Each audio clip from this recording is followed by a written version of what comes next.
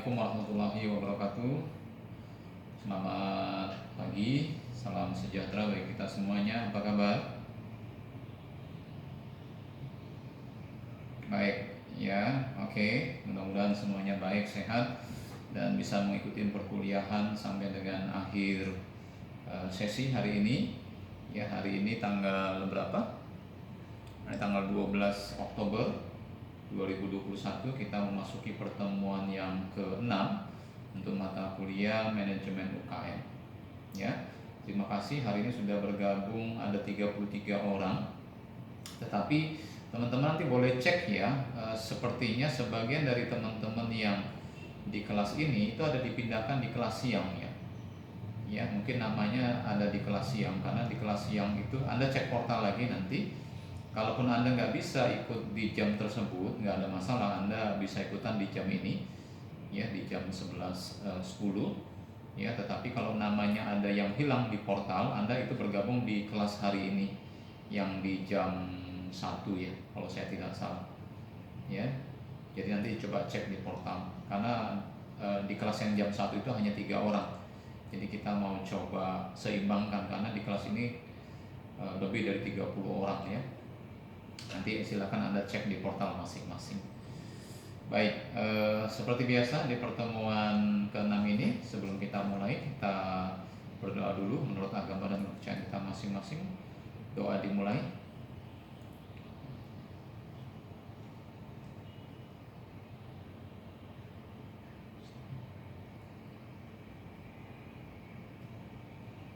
Doa selesai.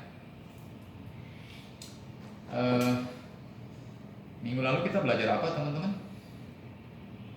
Banyak yang belum mengaktifkan kamera ya. Nanti saya absen, begitu saya absen nggak muncul kameranya, saya anggap tidak hadir ya. Ya, saya masih kasih waktu sekarang ya, tetapi nanti pada saat absensi tidak muncul juga wajahnya, saya anggap tidak hadir ya. Minggu lalu kita belajar tentang apa? Itu kan sebelumnya ya.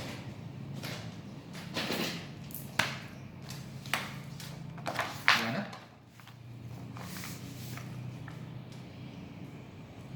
Minggu lalu itu kita belajar tentang ya perencanaan dan pengembangan bisnis UKM. Saya memberikan contoh yang usaha saya ya.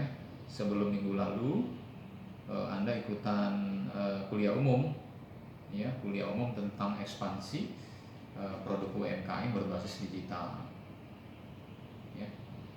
Baik, nggak apa-apa kalau nggak ada yang ingat ya, tapi minimal tadi beberapa jawabannya mirip-mirip ya. Ada yang fungsi manajemen, karena minggu lalu kita juga membahas tentang salah satu fungsi manajemen ya, yaitu di manajemen pemasarannya ya.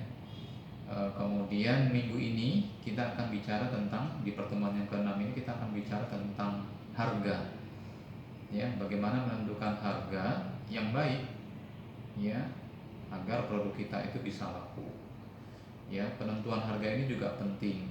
Nanti ada beberapa metode cara menentukan harga, cuma yang bisa saya sampaikan ada satu metode yang memang secara umum untuk usaha UKM ini banyak dijalankan ya. Untuk metode-metode lain Anda cukup tahu saja ya, bahwasanya di luar sana di beberapa tempat usaha, baik itu usaha kecil, menengah dan besar ya, menggunakan metode-metode yang saya ajarkan nantinya ya. Mungkin Anda pernah lihat di mall gitu ya, harganya 99.999 ya. Secara psikologis harganya masih 90.000 ya, tapi secara materi itu harganya sudah 100.000 sebenarnya ya.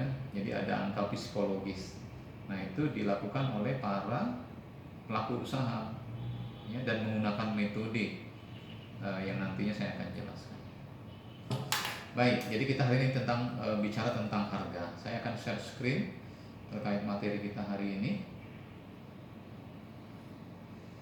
Dan hari ini nanti saya akan berikan kuis ya, bukan tugas tapi kuis. Sederhana saja kok. Kuisnya nanti saya akan kirimkan melalui portal juga.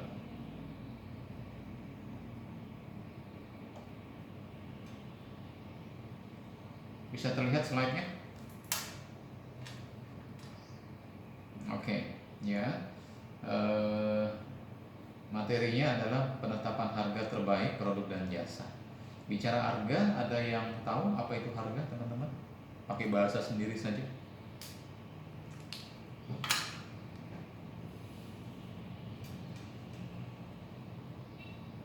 Kenapa? Dijual?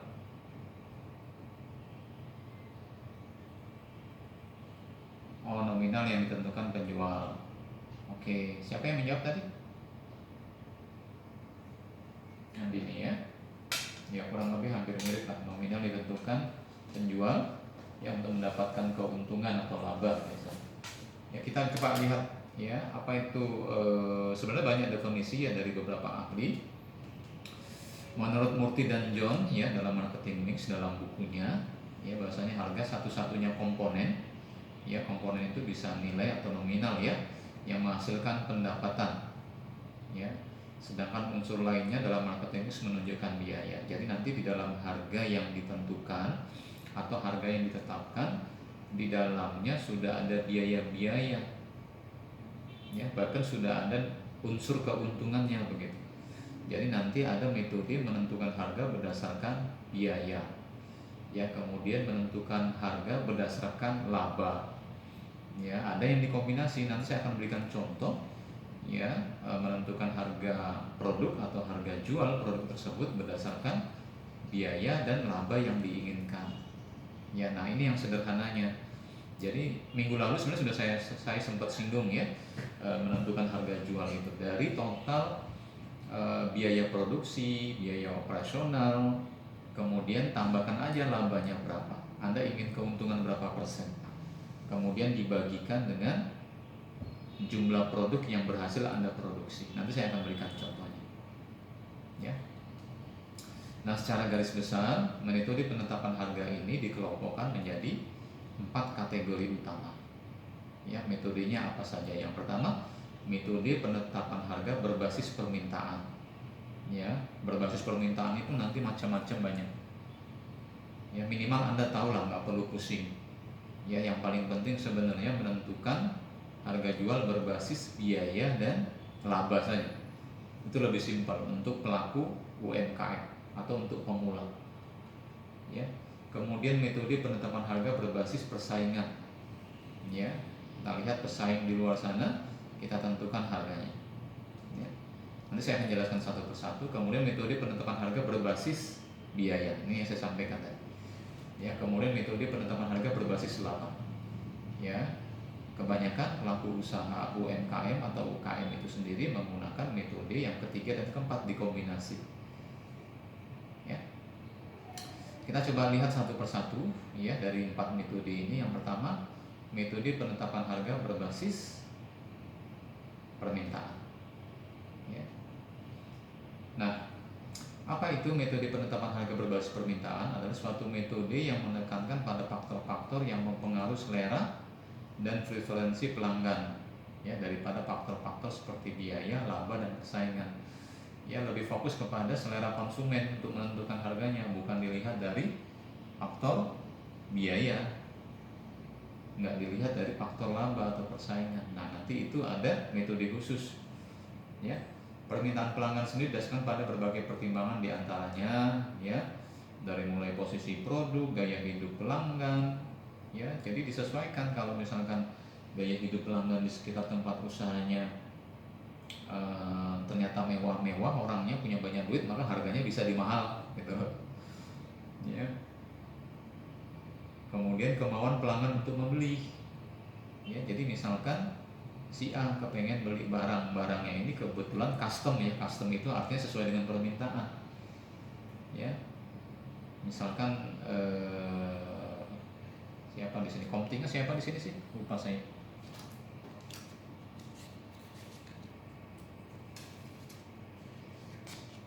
Surya ya. Surya Ardian saya. Misalkan Surya mau jahit baju nih. Ya jahit baju, kemudian permintaannya banyak, bajunya baju batik mahal, pakai lapis gitu kan. Nah si penjahit ini menentukan harganya sesuai dengan permintaan ya. oh lapisnya sekian, kemudian karena memang lengan panjang sekian, kemudian karena ada risiko dalam menjahitnya karena bahannya mahal, jadi dia pertimbangkan risikonya juga gitu. Ya, jadi menentukan harga tergantung permintaan pelanggannya, lebih mengutamakan permintaan pelanggannya. Ya, tetapi tentunya si pelaku usaha ini sudah memikirkan juga berapa biayanya segala macam gitu. Ya nggak mungkin dia menentukan harga dia nggak dapat untung. Setidak-tidaknya dia sudah tahu berapa modalnya, berapa untuk biaya operasional, berapa untuk bahan baku. Ya, tapi kalau misalkan tadi saya berikan contoh tukang jahit, ya tentunya yang dia jual adalah keahlian dia, ya keahlian dia dan waktu dia menyelesaikan pesanan tersebut. Ya, nah ini terkait nomor 2 ya, kemauan pelanggan untuk membeli, ya membeli barang atau jasa. Kalau menjahit tadi kan berarti jasa jahitnya yang dijual oleh pelaku usaha. Ya. Kemudian pasar potensial bagi produk, ya ternyata produk yang dijual oleh pelaku usaha itu potensial, sehingga dia bisa bermain-main dengan harga jual. Ya harganya agak mahal karena memang lingkungan sekitar tempat usahanya gaya hidupnya mewah-mewah gitu. Ya. Kemudian manfaat yang diberikan produk itu kepada pelanggan dilihat dari produk yang dijual juga bisa menentukan harga jual tergantung kondisi atau preferensi pelanggan itu sendiri. Kemudian sebagai sifat persaingan non harga, ya jadi dalam menentukan harga berdasarkan preferensi pelanggan ini nggak lihat ada pesaing juga, ya karena pasarnya memang sudah berbeda begitu. Ada persaingan pun atau ada pesaing di luar nggak ngaruh juga karena memang produk yang kita jual ya memang sudah tepat sasaran, kemudian berada di lingkungan yang tepat begitu. Ya. Kemudian ya pertimbangan lainnya perilaku konsumen secara umum. Ya secara umum artinya suka barang yang berkualitas, harganya juga tidak terlalu mahal, ya kepengen dilayani, ya kemudian ada garansi enggak. Nah ini kan sifat konsumen secara umum kalau beli. Ya. Nah kemudian segmen-segmen dalam pasar ini artinya pemetaan konsumen berdasarkan pasar yang ada, misalkan berdasarkan usia, berdasarkan jenis kelamin, ya berdasarkan lingkungan. Ya. Nah ini bisa dijadikan acuan dalam menentukan harga jual berdasarkan permintaan. Kemudian yang kedelapan, harga produk-produk substitusi. Ya substitusi ini artinya produk-produk pengganti. Ya jadi bisa disesuaikan dengan produk-produk yang dijual, termasuk produk yang penggantinya. Ya, misalkan barang yang pertama itu sudah tidak up to date gitu ya, kemudian diganti dengan barang yang baru dengan fitur atau manfaat yang lebih tinggi. Ya, misalkan handphone begitu. Ya, handphone tipe A mungkin sudah agak jadul, kameranya hanya berapa megapiksel yang di depan. Ya, kemudian diganti dengan tipe yang baru. Ya, dengan fitur yang lebih tinggi. Ya. Kemudian kemampuan bagi para pelanggan untuk membeli atau daya belinya disesuaikan. Kalau tadi saya berikan contoh, bahasanya dilihat dari gaya hidup pelanggan, ya. Nah ini sudah kelihatan bahasanya daya belinya atau kemampuan belinya. Kalau dia tinggal di tempat tinggal yang lingkungannya mewah, daya belinya biasanya tinggi gitu loh, nggak memperhitungkan juga dengan harga, sehingga pelaku usaha bisa menetapkan harga yang lebih mahal atau lebih tinggi. Ya. Nah kemudian di dalam metode penentuan harga berdasarkan permintaan pelanggan itu dibagi lagi ada 7. Ya, yang pertama skimming pricing. Ya, skimming pricing itu metode penetapan harga dengan strategi penerapan harga yang lebih tinggi bagi suatu produk baru atau produk yang inovasi baru melalui tahap perkenalan. Ya, setelah itu menurunkan harga saat persaingan mulai berjalan ketat.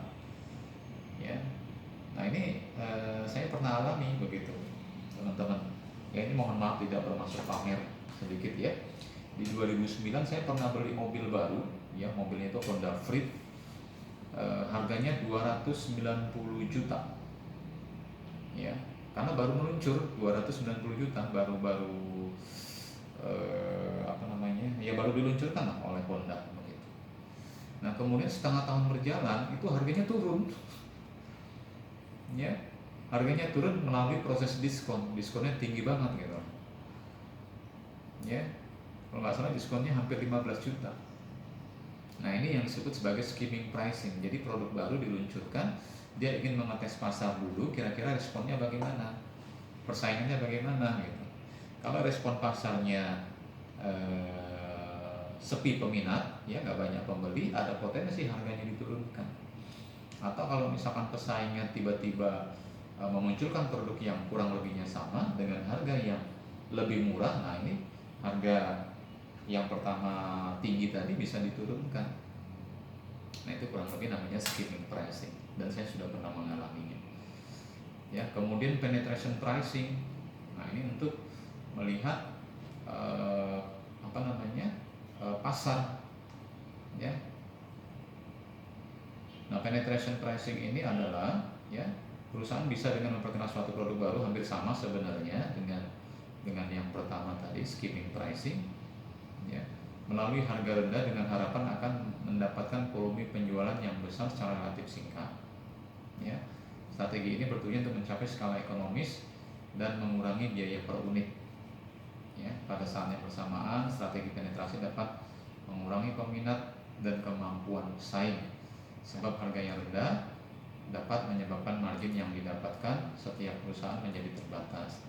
Jadi sebenarnya ini kayak banting harga gitu, ya, banting harga untuk mendapatkan konsumen baru, ya nggak mempertimbangkan untungnya tipis tapi harganya lebih rendah, ya atau harganya rendah, ya. Nah ini juga banyak dilakukan, ya mungkin teman-teman juga pernah merasakan, ya ada beberapa produk baru, ya sama sekali belum pernah meluncur, belum pernah dijual oleh perusahaan manapun, ya pasti harganya nggak jauh, nggak mahal, ya. Mereka menggunakan metode penetapan harga penetration pricing, ya penetrasi menembus pasar, ya khususnya produk baru. Kemudian yang ketiga prestige, ya atau prestige pricing, ya ini adalah strategi yang ditentukan, ya melalui gaya hidup biasanya, ya gaya hidup dari pelanggan tersebut. Biasanya prestige pricing ini lebih cenderung untuk barang-barang seperti permata, berlian, mobil mewah, ya dan lain sebagainya. Nah kemudian yang keempat price lining. Apa itu price lining? Ya metode penetapan harga yang biasa digunakan pada tingkat pengecer. Ya jadi harganya nanti biasanya bervariasi, ya. Jadi misalkan contohnya di toko lah, kalau Anda misalkan membeli untuk dijual lagi, biasanya nanti harganya beda-beda kan. Ya ada harga 30.000, harga contoh harga 30.000, 50.000 atau 100.000, ya. Atau biasanya si pelaku usaha ini menentukan harga untuk pembelian misalkan 10 unit harganya 100.000. Kalau belinya di atas 10 misalkan jadi lebih rendah 90.000, ya. Ada skemanya dia, ada tiringnya, ya. Nah hal ini untuk memudahkan, ya dalam mengambil keputusan bagi konsumen. Ya kalau sudah ditentukan di awal kan lebih enak. Harga 10 pieces harganya 100.000, di atas 10 pieces harganya 90.000, ya. Beli satu harganya berapa? Lebih mahal, misalkan harganya jadi 20.000 kalau per pieces, ya. Jadi konsumen lebih mudah untuk mengambil keputusan dalam membeli, ya. Nah kemudian yang kelima, ya bagian dari metode penetapan harga berbasis pelanggan, ya atau berbasis permintaan konsumen, yaitu all event pricing, ya. Tadi saya sudah sampaikan contohnya, Ya, metode penetapan harga ya untuk barang pada tingkat pengecer tapi dengan menggunakan angka ganjil, ya mendekati angka genap. Ya, misalkan harganya 2.975, ya. Jadi secara psikologis kirain harganya 2.000-an, hanya 2.000-an padahal sudah mendekati angka 3.000 kan. Ya, ini pakai harga psikologis. Ya. Atau biasanya disebut all event pricing. Ya. Nah, kemudian yang keenam, demand backward pricing. Ya, ini harganya belakangan ditentukan. Ya, jadi ini biasanya untuk jual produk-produk yang borongan kepada wholesaler. Wholesaler ini kayak semacam distributor besar, ya, dan retailer ini adalah usaha-usaha yang memang dia menjual produk skala besar. Ya, retailer ini contohnya kayak Makro department store, ya, kemudian Indomaret, begitu. Ya, jadi jualnya harga borongan, ya, harganya ditentukan nanti pada saat kita tahu dia beli berapa kardus misalnya. Ya, cocok harga baru ditentukan di belakang. Ya, cocok dulu jumlah yang dibeli baru ditentukan harga berapa. Ya, demand backward pricing. Kemudian yang ketujuh, bundle, ya, atau bundling pricing, ya, dengan memberikan paket produk. Ya, ini biasanya dilakukan oleh para pelaku travel agent. Makanya Anda bisa lihat misalkan paket 7 hari 6 malam ke Bali begitu. Harganya 10 juta. Sudah termasuk transportasi, akomodasi dan konsumsi. Ya, nah ini bisa dilakukan ya supaya si pelaku usaha bisa menjual lebih dari satu produk. Ya. Tentunya untuk keuntungannya sudah diperhitungkan. Ya. Sampai di sini ada pertanyaan terkait metode penetapan harga berbasis permintaan. Silakan.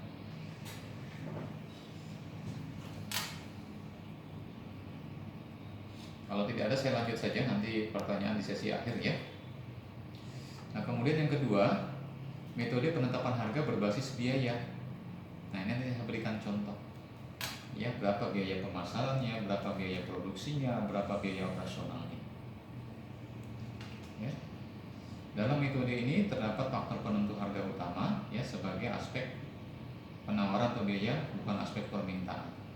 Ya, dalam metode ini harga ditentukan oleh biaya produksi dan pemasaran yang ditambah dengan jumlah tertentu sehingga dapat menutupi biaya-biaya yang berlangsung, biaya overhead ya atau biaya operasional dan laba. Ya, nanti di akhir slide ini saya akan berikan contoh cara menentukan harga berbasis biaya. Ya.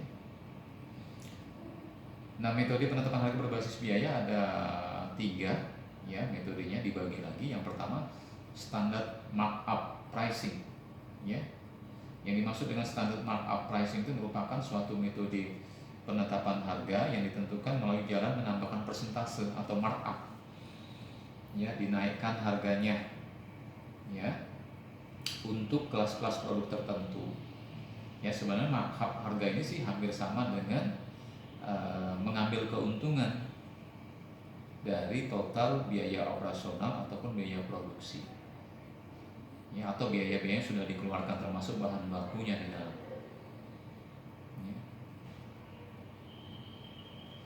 Nah, kemudian ya metode yang berikutnya merupakan bagian dari metode penetapan harga berbasis biaya yaitu cost plus percentage of cost pricing. Ya. Nah, ini biasanya banyak dilakukan oleh arsitek. Ya, misalkan dia membangun membangun rumah, biaya konstruksi ditentukan sekian persen ya dari nilai rumah, misalkan 15%, ya. Nah, ini namanya cost plus percentage, dia menggunakan persentase. Ya. Kemudian yang ketiga, cost plus fixed fee pricing. Ya, ini nggak jauh berbeda juga, cuma untuk produk-produk tertentu. Ya, misalkan mobil, pesawat, ya. Dia sudah menentukan berapa persen untuk barang-barang yang akan dijual. Kemudian yang ketiga, ya metode penetapan harga berbasis laba. Ya, ini nggak jauh berbeda. Kira-kira Anda ingin dapat keuntungan berapa persen gitu. Ya, tentunya disesuaikan dengan target penjualan, bisa disesuaikan dengan biaya operasional juga bisa. Nah, kemudian yang keempat, metode penetapan harga berbasis persaingan. Nah, ini lihat situasinya. Ya, terkadang harganya bisa di atas rata-rata, ya, atau di bawah harga pasar. Ya, terkadang bahkan ada pelaku usaha ini rugi dulu nggak apa-apa, ya, karena untuk bersaing. Ya, begitu sudah dapat konsumennya baru dia naikkan. Ya, jadi ini juga banyak dilakukan. Tapi kalau misalkan Anda baru pelaku usaha yang memang baru mulai, ya janganlah rugi dulu gitu ya. Apalagi usahanya masih mikro. Minimal nanti kalau sudah laris, ya rugi-rugi sedikit, nggak apa-apa di satu waktu. Tapi tujuannya adalah untuk mendapatkan konsumen. Ya. Nah, ini saya berikan contoh, ya, penetapan harga berbasis biaya dan laba. Ya. Misalkan siapa di sini, Iren gitu ya, pengen punya usaha produksi baju nih, jahit. Ya, dia kepengen menjahit 10 baju. Ya, biaya yang dikeluarkan yang pertama membeli bahan baku kainnya kurang lebih 500.000. Ya, berarti ini biayanya. Ya. Kemudian biaya operasional untuk menghasilkan baju. Ya, 10 baju tersebut dari mulai biaya listrik, gaji karyawan, totalnya 500.000. Ya, berarti total biayanya berapa? 1 juta kan? Nah, kemudian tentukan kepengen dapat laba berapa atau keuntungan. Misalkan keuntungannya mau 40%, 50%, 60%, terserah. Mau 100% pun oke gitu kan. Ya, jadi rumusnya tinggal modal, dimana di dalamnya ada biaya produksi, ya, tambahkan aja dengan laba. Ya, jadi misalkan total modalnya 1 juta, ya, ditambah labanya mau berapa? 40%. Berarti 40% dari 1 juta, berarti 400.000. Totalnya harga jual 10 baju 1.400.000. Ya, kalau mau dijual per potong berarti tinggal bagi 10. Per potongnya adalah 1.400.000 dibagi 10 sama dengan 140.000 per bajunya. Ya, dari sini kalau mau dihitungkan sama aja, untungnya berarti 40%. Ya, satu baju untungnya berapa? 40.000. Ya. Kurang lebih jelas teman-teman. Yang paling penting menurut saya, Anda paham aja cara menentukan harga jual berbasis biaya dan laba ini. Kalau ada yang mau ditanyakan silakan. Ya. Nanti saya akan berikan kuis, Anda boleh jawab nanti di kantong tugas saya.